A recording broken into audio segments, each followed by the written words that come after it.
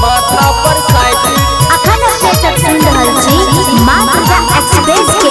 शानदार प्रस्तुति। पूरे छही जेना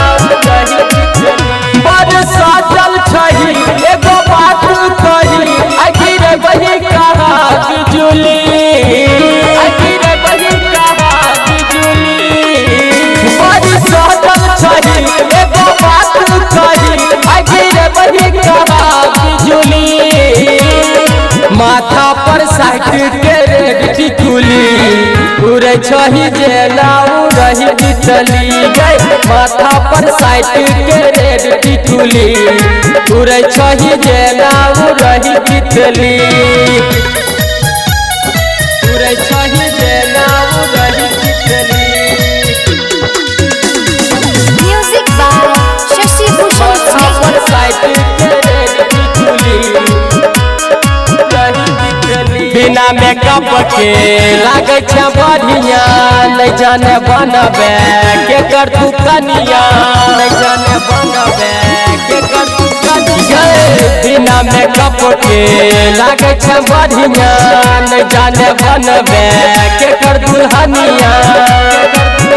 लागे चले सो बात मन कर लियो जात चल तोरा खियैबो के इडली माथा पर साइकिल के रेड टिकुली उड़े छही जेना उड़ही बिचली माथा पर साइकिल के रेड टिकुली उड़े छही जेना उड़ही बिचली उड़े छही जेना उड़ही बिचली। अखन अपने सब सुन रहल छी म्यूजिक बाय शशि भूषण मानो नहीं दिल पागल बेहुदा तोरे पर भेलो डब्लू के पीका तोरे पर भेलो डब्लू के पीका मानो नहीं दिल